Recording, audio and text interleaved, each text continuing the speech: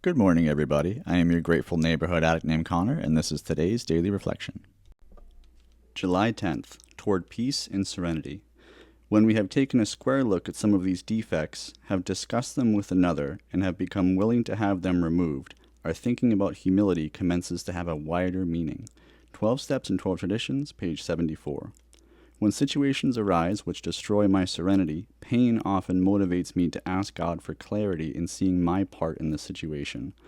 Admitting my powerlessness, I humbly pray for acceptance. I try to see how my character defects contributed to the situation. Could I have been more patient? Was I intolerant? Did I insist on having my own way? Was I afraid? As my defects are revealed, I put self-reliance aside and humbly ask God to remove any shortcomings.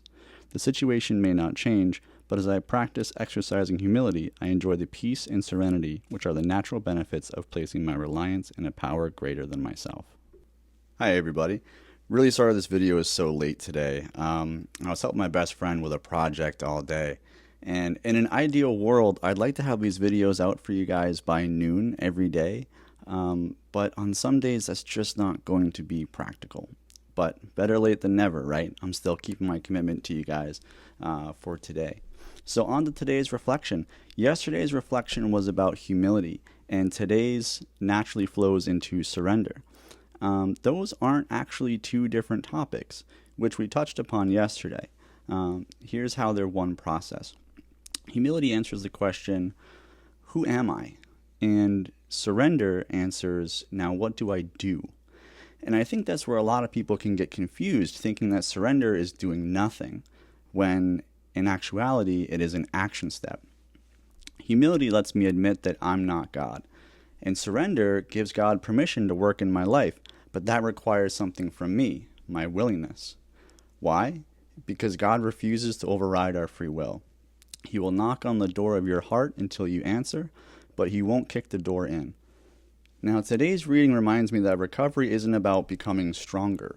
It's about becoming more willing to let go. Every time I insist on doing things my way, I create unnecessary suffering. Peace begins when I stop asking, what do I want? And start asking, what would God have me do? Now, my sponsor showed me a tool that he made for his step 4 called Mine or His. And I love this. It was just 2 columns, mine and his, meaning God's. And a good way of thinking about it is my way or God's way.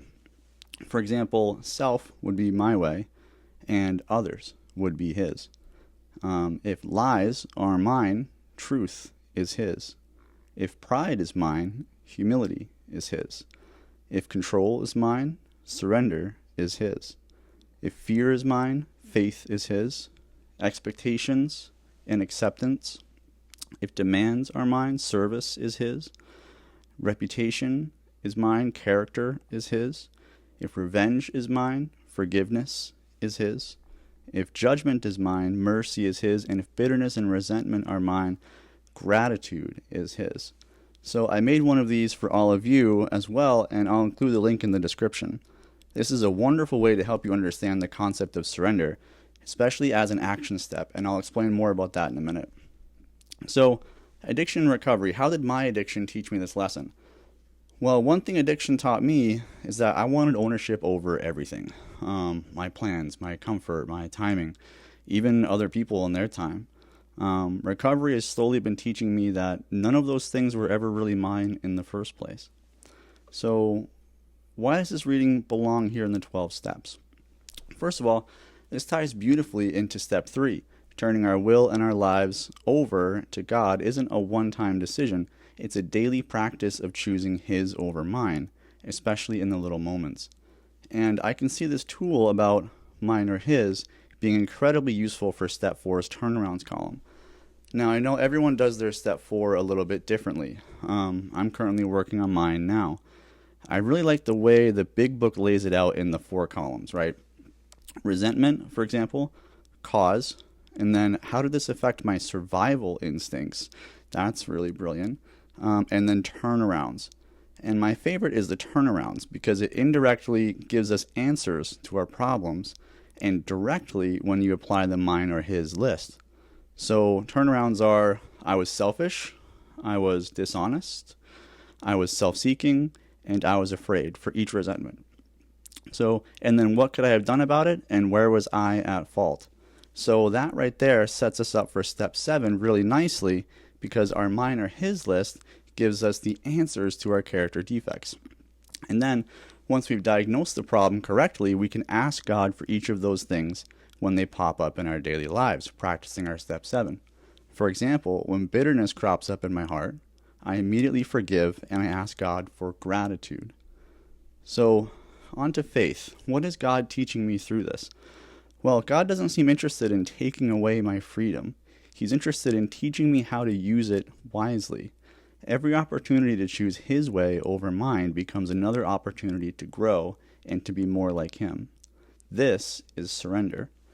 See, it's not such a big, scary, ambiguous concept once we break it down into actionable, bite-sized pieces. So, on to hope. One takeaway to carry into today that inspires hope is the wonderful thing is that I don't have to solve my entire life today.